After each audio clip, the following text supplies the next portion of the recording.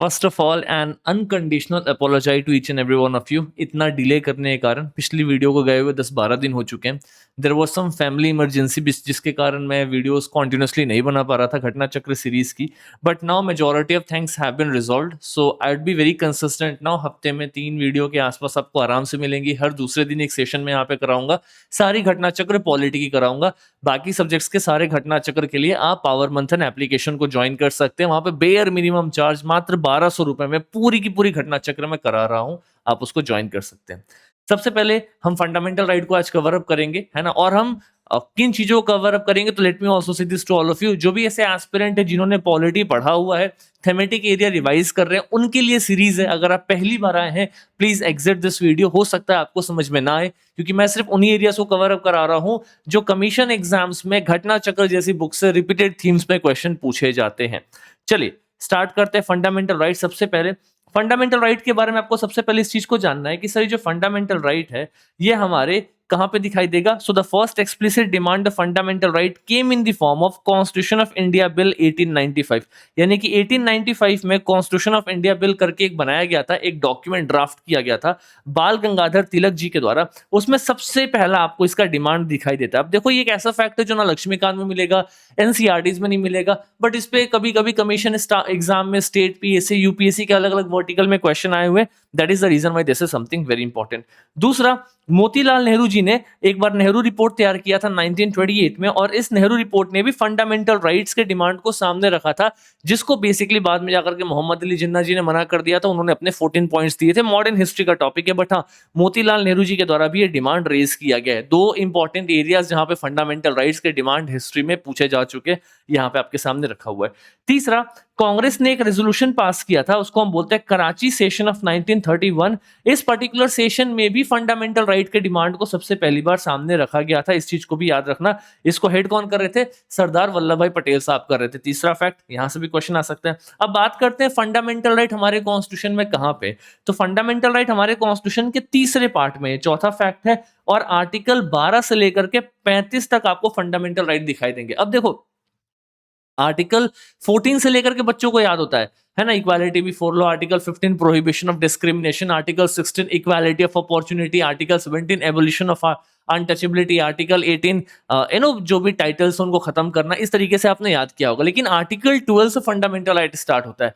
Article 12 में basically बताया गया है कि स्टेट क्या है, what is the definition of state, उसको आर्टिकल 12 में बताया गया है। आर्टिकल 13 में जुडिशियल रिव्यू के बारे में बताया गया है, जो कहीं ना कहीं फंडामेंटल राइट की इनिशियल आर्टिकल्स है। फिर आर्टिकल 14 से राइट टू इक्वालिटी ऐसे कहानी स्टार्ट हो जाती है। तो ब्रॉडली आपके जो फंडामेंटल राइट्स है, इसको 7 कैटेगरी में डिवाइड किया गया था, है ना। अभी आपको 6 कैटेगरी दिखाई देती है, बिकॉज एक राइट टू प्रॉपर्टी करके फंडामेंटल राइट थे, जिसको बाद में हटा दिया गया। एनीवेज, कौन कौन से कैटेगरीज हैं, तो आपको कहां से दिखाई देगा? Right to equality, right to freedom, right against exploitation, right to freedom of religion, cultural educational right, right to property जो बाद में हट गया, राइट टू कॉन्स्टिट्यूशनल रेमेडीज। आपको ये सारे के सारे यहाँ पे राइट्स दिखाई देते हुए नजर आएंगे। राइट टू प्रॉपर्टी को डिलीट कर दिया गया है बाई 44th अमेंडमेंट ऑफ 1978। यानी कि जो 44वां संविधान संशोधन अधिनियम है ना, 44th अमेंडमेंट हुआ था 1978 में, उसमें राइट टू प्रॉपर्टी को हटा करके अब इसको एक लीगल राइट बना दिया गया है। अब आप लोगों का काम है, सर इस लीगल राइट को कहां पे रखा गया, आपके कॉन्स्टिट्यूशन के किस आर्टिकल और किस पार्ट में है, फटाफट बताएंगे कमेंट बॉक्स में, ठीक है। चलिए इसको डिस्कस नहीं करेंगे, आगे चलेंगे हम। फंडामेंटल राइट दो चीजों के लिए काम आता है। देखो, एक तो यहाँ पे लिखा हुआ है कि फंडामेंटल राइट आपको गारंटी देता है कि स्टेट यानी कि जो भी अथॉरिटी है, जो भी सरकार है, आपके अगेंस्ट में कोई आर्बिट्ररी एक्शन ना ले ले। मतलब ऐसा ना हो कि आप, है ना, घूम रहे हो और आपको उठा करके जेल में डाल दिया जाए। भाई आपके पास में इंडिपेंडेंस लिबर्टी है, आप घूम सकते हो। आप कुछ बोल रहे हो, आपको उठा करके जेल में डाल दिया जाए। भाई आपके पास में freedom of speech and expression है, आप बोल सकते हो। मतलब पहला चीज तो ये कि arbitrary action of the state, यानी कि स्टेट अपने हिसाब से किसी को भी अरेस्ट ना कर ले, स्टेट अपने हिसाब से किसी को भी जेल में ना डाल ले। एक तो इसके कारण फंडामेंटल राइट दिया गया, इससे प्रोटेक्शन देता है फंडामेंटल राइट। दूसरा प्रोटेक्शन आपको क्या देता है कि सर कोई भी इंडिविजुअल, कोई भी इंसान जो आपको समाज में दिखाई दे रहा है, वो आपके फंडामेंटल राइट को हैम्पर ना करे। यानी कि कोई भी एक इंडिविजुअल दूसरे के फंडामेंटल राइट को हैम्पर ना करे। सपोज करो मैंने किसी के साथ में अनटचेबिलिटी प्रैक्टिस करना शुरू कर दिया, तो मैंने उसके फंडामेंटल राइट्स को हैम्पर कर दिए। अगर मैं किसी के साथ में डिस्क्रिमिनेशन करूं, अरे नहीं नहीं ये अच्छा इंसान नहीं, इससे बात नहीं करूंगा, मैं उससे बात करूंगा, तो मैंने उसका आर्टिकल 15 को वॉयलेट कर दिया, समझिए। तो जो आपके फंडामेंटल राइट्स हैं ये दोनों से प्रोटेक्शन देते हैं। एक arbitrary action of the state से प्रोटेक्शन देता है, दूसरा किसी भी दूसरे इंसान से भी प्रोटेक्शन देता है कि कोई दूसरा इंसान भी आपके फंडामेंटल राइट्स को वायलेट नहीं कर सकता है। Now these can be suspended, आपके फंडामेंटल राइट सस्पेंड भी हो सकते हैं, है ना, जब भी नेशनल इमरजेंसी लगेगा तब। लेकिन दो आर्टिकल सस्पेंड नहीं होते, आर्टिकल 20 और आर्टिकल 21 सस्पेंड नहीं हो सकते, बाकी आपके फंडामेंटल राइट सस्पेंड हो जाएंगे। आर्टिकल 20 और आर्टिकल 21 का आप लोग मुझे मतलब एक्सप्लेन करेंगे कमेंट सेक्शन में कि आर्टिकल 20 क्या है और आर्टिकल 21 क्या है। जो भी क्वेश्चन पूछूं, अगर लगे तो वीडियो पॉज करके रिस्पॉन्स जरूर करो, उससे दिखता है कि ये बच्चे कंसिस्टेंट है, सीरियस है। इन्हीं में से किसी का प्रीलिम्स निकलेगा, यूपीएससी हो या स्टेट पीएससी, क्योंकि कहीं ना कहीं इन्हीं थीम्स पे क्वेश्चन बार बार आते हैं, आप सभी को पता है।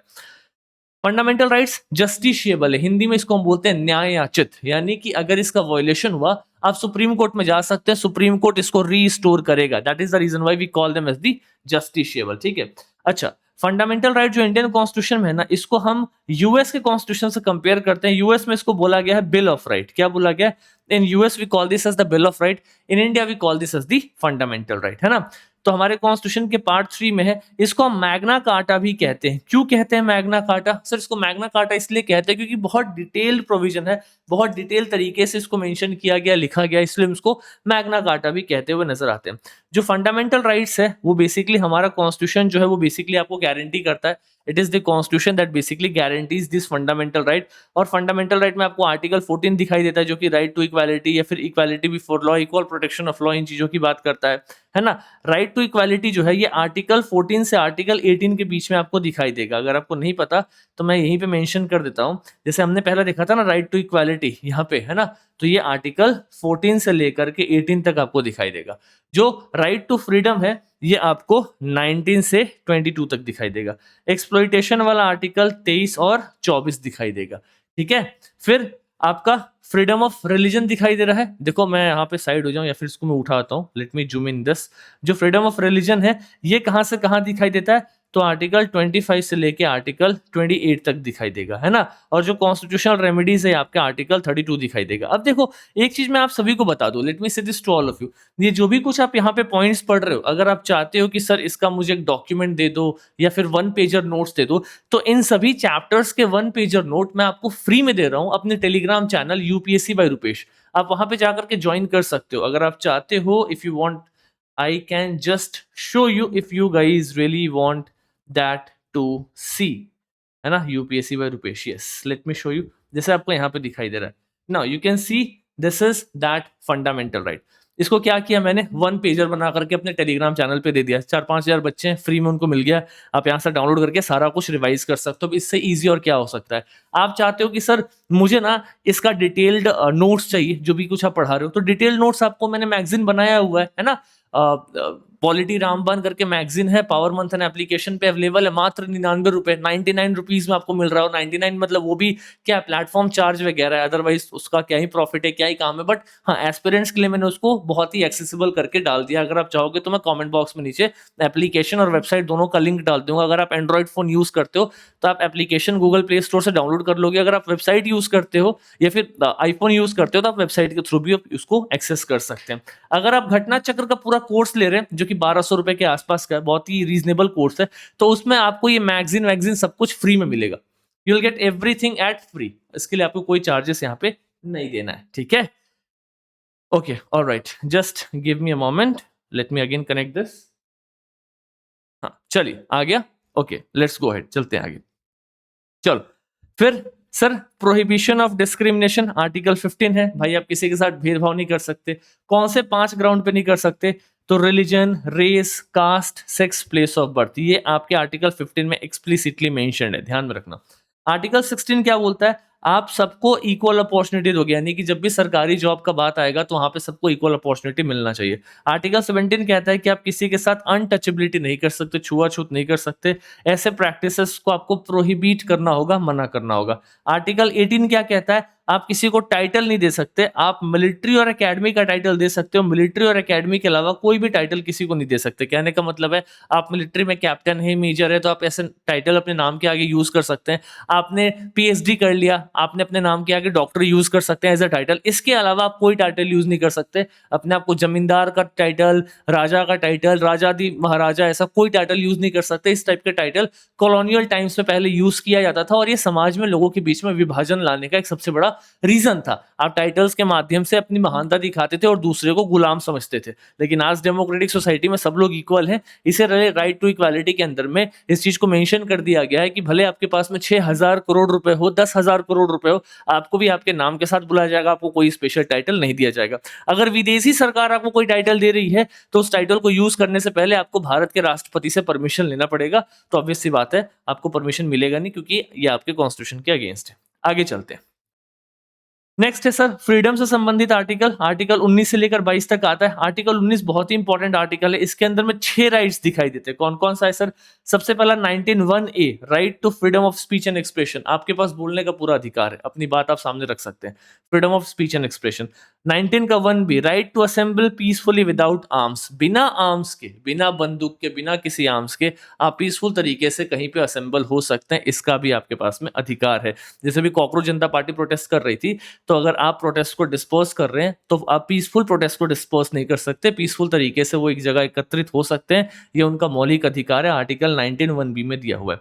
आर्टिकल 19(1)(c) बोलता है राइट टू फॉर्म एसोसिएशन और यूनियन और कोऑपरेटिव सोसाइटी। आपके पास में अधिकार है, अगर आप चाहें तो यूनियन बना सकते हैं, कोऑपरेटिव सोसाइटी। मतलब अगर आप सरकार के विरोध जाओ तो एक अकेले सरकार आपको शायद ना सुने, लेकिन अगर आपने एक यूनियन बना लिया, आपकी तरह उसमें 1000 लोग और जुड़े हुए हैं, अब आप सरकार के पास कोई बात रखोगे तो सरकार आपकी बात सुनेगी।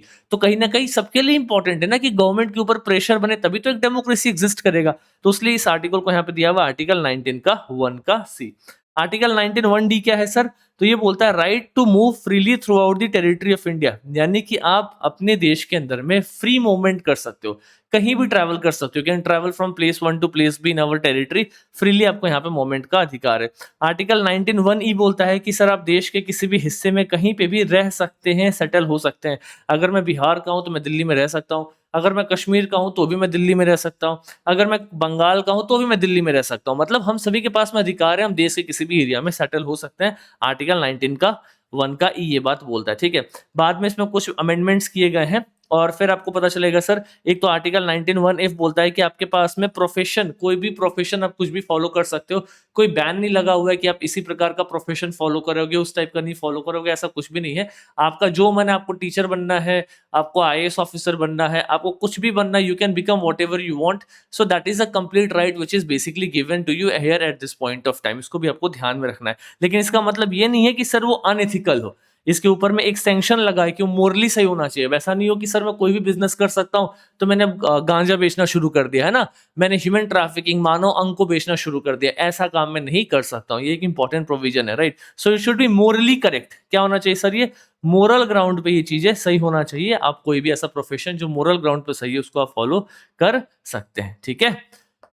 चलिए भैया आगे। आर्टिकल 20 कहता है क्या कि protection in respect of conviction of offences. यानी कि जितनी गलती की उतनी सजा, ज्यादा गलती कर दी तो ज्यादा सजा। ऐसा नहीं कि आप एक गलती करो उसके 4 बार सजा मिल रहा है, वो नहीं हो सकता। आर्टिकल 21 कहता है कि आपके पास जिंदगी जीने का पूरा अधिकार है। आप डिग्निटी के साथ अपनी जिंदगी जी सकते हैं, आप अपने आप को ग्रो कर सकते हैं, आपके पास पूरी लिबर्टी है, नए नए मौके तलाश कर सकते हैं, उन मौक़ों का सही तरीके से इस्तेमाल करके अपने लाइफ में सफल हो सकते हैं। आर्टिकल 21 कहता है। अभी अगर आप पहली बार पढ़ रहे होगे तो आपको लगेगा सर इतने सारे आर्टिकल कैसे याद करूं, लेकिन अगर आपने इस चैप्टर को पढ़ा हुआ है, पहले नोट्स बनाए हुए हैं, आर्टिकल रीड किया हुआ है, तो आपके लिए एक रिवीजन है। और इस सीरीज को लाने का पर्पस ही है कि मैं बच्चों को रिवाइज कराऊं।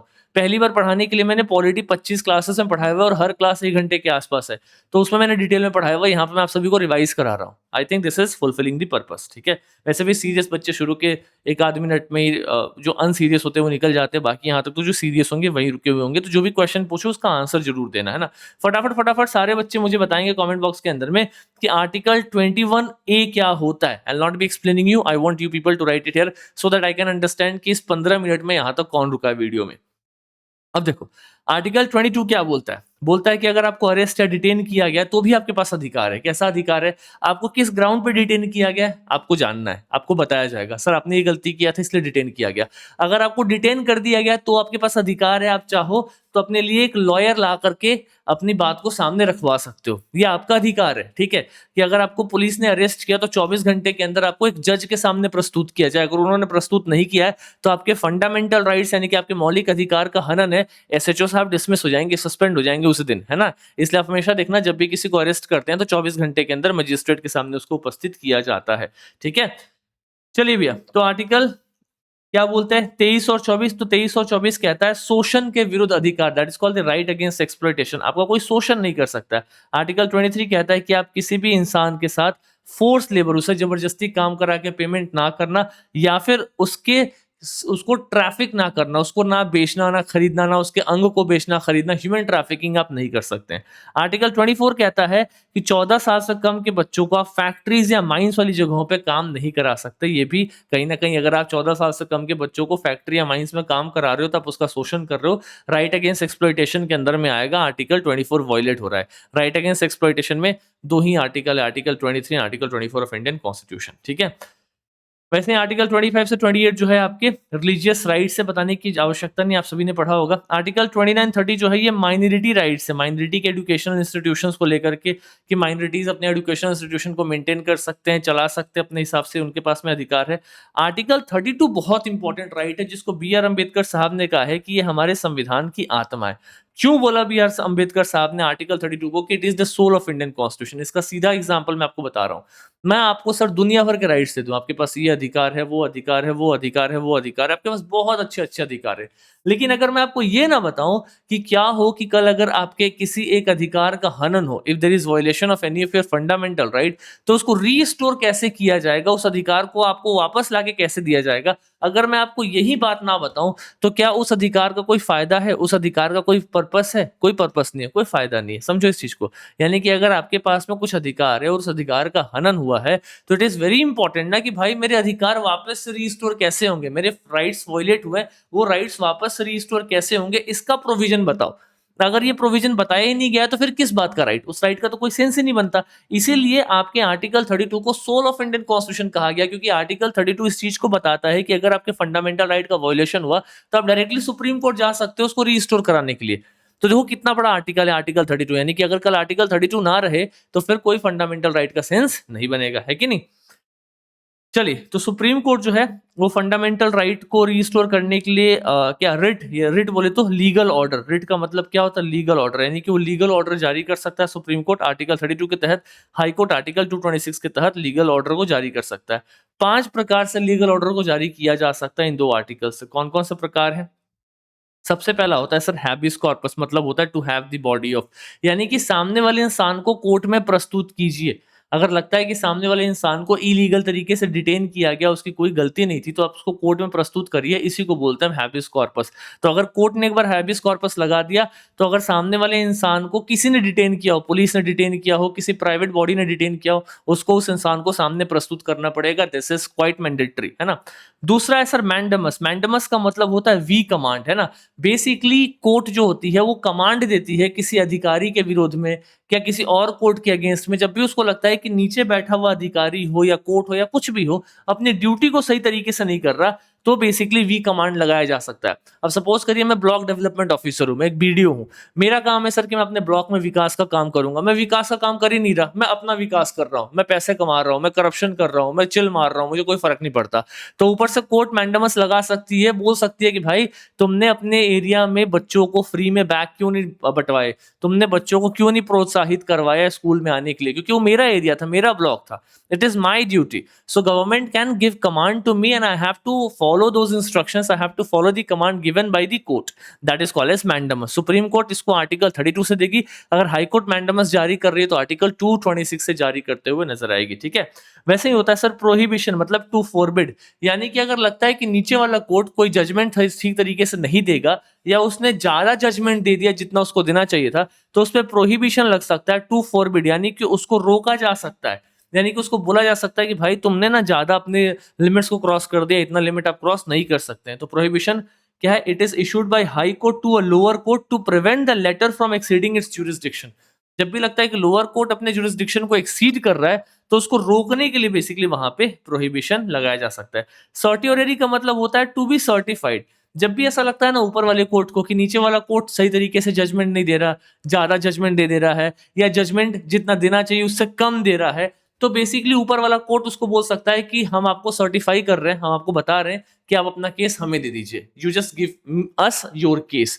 तो सर्टिफाई का मतलब होता है टू बी सर्टिफाइड, सर्टियोररी का मतलब होता है टू बी सर्टिफाइड, आपको बताया गया, या फिर इसका मतलब होता है टू बी इन्फॉर्म्ड, मतलब ऊपर वाले कोर्ट ने नीचे के कोर्ट को इन्फॉर्म किया कि आप अपना मैटर हमें दे दीजिए, क्योंकि हमें लगता है आप या तो ज्यादा जजमेंट दे रहे हैं या फिर आप कम जजमेंट दे रहे हैं, आप सही तरीके से फंक्शन उस केस पे नहीं कर पा रहे।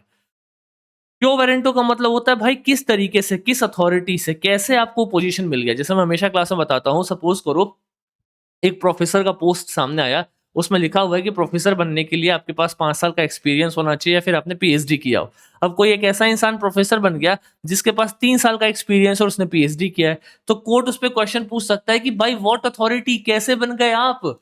भाई 5 साल का एक्सपीरियंस चाहिए था, 3 साल के एक्सपीरियंस में आपको कैसे बैठा दिया गया उस गद्दी पे? तो आपसे सवाल पूछा जा सकता है। तो ये क्यो वारंटो का मतलब बेसिकली यही होता है, ठीक है? आर्टिकल 358 जो है ये बोलता है कि जब भी नेशनल इमरजेंसी लगता है तो आपका आर्टिकल 19 जो है ना बस यही सस्पेंड होता है, नेशनल इमरजेंसी। कब? सर वॉर के ग्राउंड्स पे। सपोज करो अगर हमारा देश कल पाकिस्तान के साथ या किसी और देश के साथ युद्ध पे चला गया, तो उस टाइम पीरियड में आर्टिकल 358 एक्टिव हो जाएगा। आर्टिकल 358 क्या बोलता है कि हमारे सारे के सारे फंडामेंटल राइट्स जो हैं वो हमारे पास रहेंगे, बस एक फंडामेंटल राइट नहीं रहेगा, वो सस्पेंड हो जाएगा। वो है sir article 19, freedom of speech and expression. तो आप बोलोगे क्यों सस्पेंड होगा? आप इसको ऐसे याद कर लो कि हमारे देश में सपोज करो वॉर चल रहा है और मैं गवर्नमेंट को बोल रहा हूँ कि मेरे पास बोलने का अधिकार है, आप मुझे क्यों नहीं बोलने दे रहे, आप मुझे डेटा क्यों नहीं दे रहे, आपने कितने को मारा, कितने को क्या किया। भाई उस वक्त देश में वॉर चल रहा है, आपको डेटा, इंफॉर्मेशन, बोलने का अधिकार सब कुछ मिलेगा, लेकिन अभी नहीं मिलेगा, अभी क्रूशियल टाइम है, तो आपके आर्टिकल 19 को सस्पेंड कर दिया गया। तो अगर नेशनल इमरजेंसी लगता है तो आर्टिकल 358 लगा दिया जाता है। आर्टिकल 358 लग गया, इसका मतलब है कि फंडामेंटल राइट आर्टिकल 19 सस्पेंड हो गया। और किस इमरजेंसी पे लगता है? एक्सटर्नल इमरजेंसी पे। जब ऐसा लगता है कि आप किसी दूसरे के साथ वॉर कर रहे हैं या फिर वॉर करने वाले स्टेज पे आ चुके हैं, वॉर और एक्सटर्नल एग्रेशन, अगर इसमें से कुछ भी है तो आर्टिकल 358 लगेगा। आपके पास सारे फंडामेंटल राइट्स रहेंगे, बस आर्टिकल 19 खत्म कर दिया जाएगा। किससे होगा? आर्टिकल 358 से होगा। वैसे एक और आर्टिकल है आर्टिकल 359, ये बोलता है कि अगर आपके देश के अंदर में लोगों ने बंदूक ले लिया, आर्म्स ले लिया और उसके बाद में बहुत तगड़ा एक हड़ताल कर दिया या फिर मास किलिंग कर दी, तो देश के अंदर इमरजेंसी लग जाती है। इसको बोलते हैं इंटरनल इमरजेंसी। तो इमरजेंसी दो तरीके से लग रही है, एक है एक्सटर्नल इमरजेंसी अगर वॉर चल रहा है, एक है इंटरनल इमरजेंसी अगर देश के अंदर में वेपन लेकर के किसी ने मास लेवल पे कोई रिवोल्ट कर दिया, कुछ भी ऐसा किया, तो बेसिकली इंटरनल इमरजेंसी लगेगी। इंटरनल इमरजेंसी यानी कि आर्टिकल 359 वहां पे एक्टिवेट हो जाता है और ये बताता है आपके सारे के सारे फंडामेंटल राइट को हमने सस्पेंड कर दिया, वो इन्फोर्स नहीं हो सकते। आपके पास बस दो ही फंडामेंटल राइट है, आर्टिकल 20 और आर्टिकल 21। यानी कि ऐसा ना हो कि इमरजेंसी के चपेट में आपको लंबा सजा दे दिया जाए, है ना? तो आर्टिकल 20 अभी भी आपके पास है, आपको उतना ही सजा मिलेगा जितने आपने गलती की थी। ऐसा ना हो कि इमरजेंसी के चपेट में आपको शूट करके आपको मार दिया गया, आर्टिकल 21 अभी भी आपके पास है। आपके पास right to life with dignity अभी भी एग्जिस्ट कर रहा है। तो ये दोनों आर्टिकल्स आपके पास में वहां पे एग्जिस्ट करते हैं। इसी चीज को बाद में सुप्रीम कोर्ट ने आर्टिकल ये 350 और 359 के बीच के डिफरेंस को यहाँ पे समझा दिया था और इसके साथ में यहाँ पे आपको क्वेश्चंस दिखाई देंगे। तो मैं उम्मीद करता हूँ कि यहाँ पे मैंने फंडामेंटल राइट्स के जितने भी इंपॉर्टेंट एरियाज थे जहाँ से क्वेश्चन बन सकते थे उन सभी को रिवाइज करा दिया है। आप इसको रीड करेंगे और इसके बाद आपको यहाँ पे कुछ प्रॉब्लम नहीं दिखेगा। अब देखो बोल रहा है कि इसमें से कौन सा सही है, तो the Nehru report has advocated the inclusion of fundamental right. एकदम सही बात है सर, नेहरू रिपोर्ट ने तो बोला था कि फंडामेंटल राइट होना चाहिए। गवर्नमेंट ऑफ इंडिया एक्ट 1935 में नहीं था, अगस्त ऑफर में नहीं था, क्रिप्स में नहीं था। ब्रिटिशर्स कहाँ दे रहे थे फंडामेंटल राइट? नेहरू रिपोर्ट में फंडामेंटल राइट था। जो कराची सेशन हुआ इंडियन नेशनल कांग्रेस का, वहां पे फंडामेंटल राइट डिमांड किया गया, पहले बता चुका हूं मैं आपको, है ना? सर राइट्स क्या होते हैं? तो rights are claim of citizen against the state. हम स्टेट के अगेंस्ट अपना क्लेम ले रहे हैं कि कल स्टेट हमारे ऊपर चढ़ करके हमें दबाने की कोशिश ना करे, तो हमारा राइट जो है वो स्टेट के अगेंस्ट का एक क्लेम है। लेकिन क्या ये सिर्फ स्टेट के अगेंस्ट है? ऐसा भी नहीं है, कोई इंडिविजुअल भी हमारे राइट को हैम्पर ना करे उसके अगेंस्ट भी एक क्लेम है ना? तो यहाँ पे ऑनली करके कुछ नहीं लिखा, अगर कुछ ऑनली करके लिखा होता तो शायद वो ऑप्शन भी गलत हो जाता। Which of the following is given the power to enforce fundamental right? Obvious सी बात है, सुप्रीम कोर्ट है ना, सुप्रीम कोर्ट और हाई कोर्ट दोनों को दिया गया है। सुप्रीम कोर्ट को आर्टिकल 32 से, हाई कोर्ट को आर्टिकल 226 से। इन सभी को बहुत डिटेल नोट्स बना करके मैंने आपको पॉलिटी रामबान मात्र 99 रुपए के मैगजीन में दिया हुआ है। और अगर आप चाहते हैं कि सर मुझे पूरी घटना चक्र पढ़ा दीजिए, क्वेश्चन करा दीजिए, मैगजीन भी फ्री में दे दीजिए, मेंटोरशिप भी थोड़ा कर दीजिए, हैंड होल्डिंग कर दीजिए, पीवाईक्यू करा दीजिए, सब कुछ करा दूंगा, it will just cost you around 1200 rupees. Power मंथन एप्लीकेशन में कोर्स एक्टिवेटेड है, अभी क्लासेस स्टार्ट होने वाली है, आप वहां पे उसको ज्वाइन कर सकते हैं। और सभी एग्जाम्स के लिए इंपॉर्टेंट हो, चाहे यूपीएससी का प्रीलिम्स हो या यूपीपीएससी का प्री हो, बिहार पीएससी हो, राजस्थान पीएससी हो, एमपी पीएससी हो, क्योंकि जितने स्टेट है या फिर यूपीएससी कमीशन एग्जाम है, इन्हीं टॉपिक्स के ऊपर में क्वेश्चन घुमा घुमा के पूछेंगे। आप देखोगे कोई क्वेश्चन जो बीपीएससी में पूछ दिया, कभी इसी को यूपीएससी पूछ देगा, कभी यूपीपीएससी पूछ देगा, कभी राजस्थान पूछ देगा, कभी एमपी पूछ देगा। कोर कॉन्सेप्ट तो सेम है, फंडामेंटल राइट सबके लिए सेम ही होगा। एक दो क्वेश्चन और कर लो। फंडामेंटल राइट क्या है सर? ये जस्टिशिएबल, ये सब तो पता ही है। फंडामेंटल राइट सर सस्पेंड हो सकता है इमरजेंसी में, अभी मैंने आपको पढ़ा दिया है ना, आर्टिकल 358, आर्टिकल 359 कैसे इमरजेंसी में सस्पेंड हो रहा है एंड ऑल दैट। इसके बाद आप क्वेश्चंस को कर सकते हैं। सो आई होप इस सीरीज आपको काम कर रही है। अगर ये काम कर रही है, if it is helpful to you, please let me know in the comment section. अब फ्रीक्वेंसी ज्यादा आएंगी, कुछ मेडिकल इमरजेंसी के कारण क्लासेस रेगुलर नहीं आ पाई, पिछले 2 हफ्ते से कुछ भी अपलोड नहीं हुआ, रिदम टूट गया, I am so sorry for that. That mistake will not be continued now. Polity YouTube पे होगा, लेकिन हिस्ट्री, ज्योग्राफी, साइंस, इकोनॉमी, सब कुछ थेमेटिक एरियाज एप्लीकेशन पे करेंगे हम। घटना चक्र की पूरी घटना चक्र नहीं, सिर्फ थेमेटिक एरियाज जहां से क्वेश्चन ज्यादा आते हैं, बार बार आते हैं, इसके बाद आपके अधिकतर क्वेश्चन लग जाएंगे। So this is for today, thank you so much.